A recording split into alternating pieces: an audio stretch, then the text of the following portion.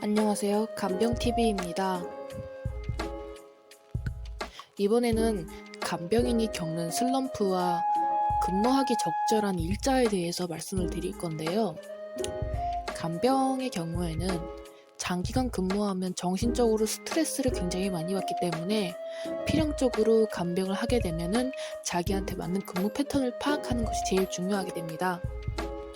이번에 온 곳은 목포와 전주입니다. 어머니를 모시고 목포와 전주에 여행을 갔다 왔었는데요. 여기는 하단과 남학 신도시의 그 중간 사이쯤에 있는 만남의 폭포 바로 근처에 있는 산모대교 쪽입니다. 산모대교 근처에 흐르고 있는 바다가 정말로 예쁜데요. 목포를 가게 되면 대교를 가보셔야 됩니다. 대교 쪽에 있는 다리, 그러니까 바다가 정말로 예쁘거든요. 제가 산모대교 건너서 저 너머에 있는 산모읍 쪽에서 아르바이트를 했었습니다. 산모읍에서 아르바이트를 했었는데 그때 늘 매일마다 킥보드를 타고 1시간에서 2시간 정도 산모대교를 건너서 출퇴근을 했던 기억이 있습니다.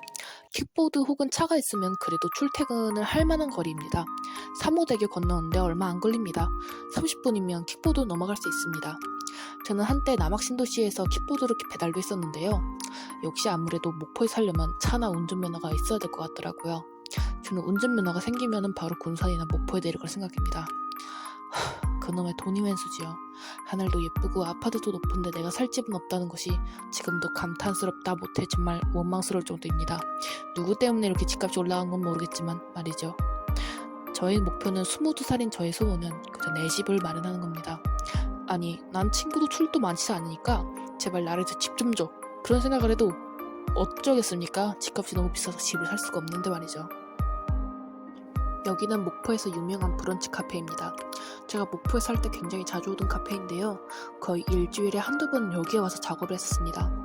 여기서 작업을 하면 정말 일도 잘 풀릴 것 같고 글도 잘 쓰고 그림도 잘 그릴 것 같습니다.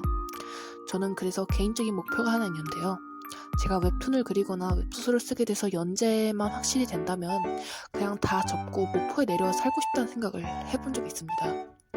정말 저랑 너무 맞는 동네이기도 했고 제가 정말 여기서 죽어야겠다는 생각까지 들 정도로 정말 저랑 너무 잘 맞는 거였죠. 그래서 어머니랑 목포에 있으면서 사람이 정말 살면서 자기랑 잘 맞는 동네를 찾는 것도 운이다라는 생각을 들었는데요. 전 역시 도심 생활은 어울리지 않았던 것 같습니다. 저는 서울에서도 좀 살아봤고 경기도에서도 살아봤는데 다 너무 저랑 안 맞았고 너무 힘들었던 기억밖에 없어서요. 그런데 목포에 살면 그런 게 정말 좋았습니다. 좀 가난해도 마음이 좀 놓이고 정말 저랑 잘 맞는 동네라는 생각을 정말 많이 했기 때문인데요.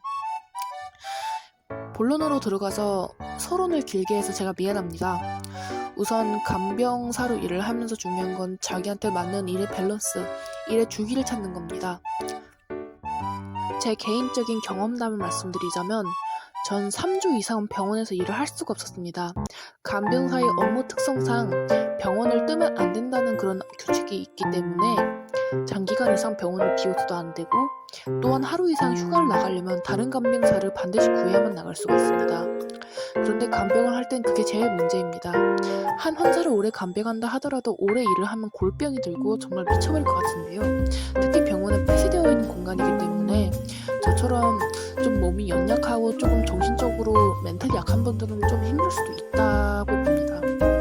전 그래서 보통 병원에서 일을 할 때 3일만 일하고 2, 3일은 쉬고 또 들어가 3일 일하고 이렇게 일주일에 5일 혹은 6일을 일하고 나머지 하루에서 이틀을 쉬는 형태를 굉장히 추천을 드리고 싶은데요.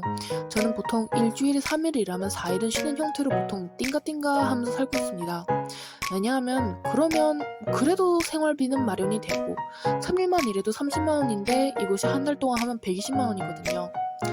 다른 사회초년생들이 180만원 정도 되는 월급을 벌겠다고 한 달에 25일, 20일씩 출근해도 저희 같은 간병사들은 솔직히 180만원이면은 2주하고도 4일을 그냥 꼬박 일하면 나오는 돈이기 때문에 글쎄요. 어떻게 보면은 그냥 한 달 동안 한 2, 3주만 빡세게 일하고 나머지 날은 쉬는 것도 대안이기도 하고 제가 봤을 때는 그런 것 같습니다. 간병의 경우에는 무조건 일주일 다 채워서 일을 하려고 하면 몸이 골병이 날 겁니다. 3주 이상은 일을 거의 못한다고 보면 돼요. 정신적으로 굉장히 스트레스를 많이 받거든요. 그래서 제가 추천드릴 수 있는 거는 일주일에 4일 혹은 5일을 일하고 나머지 이틀 혹은 3일을 쉬는 겁니다. 대체 이게 무슨 소리 하시겠지만 간병의 경우는 24시간을 기준으로 급여가 주기 때문에 간병을 할 때 예를 들어서 일요일 오후 6시에 들어갔다 가정하면은 금요일 7시 혹은 6시가 되어야만 5일치 급여를 받을 수가 있습니다. 그래서 제일 이상적인 것은 일요일날 들어가 금요일날까지 일을 하는 겁니다. 그러면은 일요일부터 급여가 카운트가 되는데요. 일, 월, 화, 수, 목, 금 이렇게 상식적으로는 우리 내에선 6일이라고 인식하지만 간병업에서는 그것을 5일이라고 인식합니다. 아무래도 이 24시간 급여제를 채택하게 된 것에는 좀 비극적인 바닥이 있는데요. 왜냐하면 간병인들의 급여는 많으면 많을수록 보호자와 환자한테 손해이기 때문입니다. 환자는 제한이 된 재화 내로, 그러니까 제한이 된 돈 내로 그러니까 보호자 역할을 대신할 간병인이 필요로 한데 보호자 또한 사람이고 직장을 다니는 그저 사회인이기 때문에 간병인 비용을 지출할 만한 경제적인 여력이 안 되기 때문입니다. 그래서 간병인을 참 구할 때는 그러한 고충이 많습니다. 환자를 돌볼 간병인은 필요한데 돈은 제한이 되어 있고 또한 한국인 간병사는 극도로 드문데 한국인 간병사들의 경우에는 자신의 몸값을 너무 잘 알기 때문에 보호자한테 자신을 고용을 하려면 하루에 18만 원 혹은 13만 원 이상의 돈을 요구합니다. 실제로 많은 한국인 간병사분들의 경우에는 개인 간병을 할 때 13만 원 이하의 환자들을 기피하는 성향도 있다고 직접 들었고요.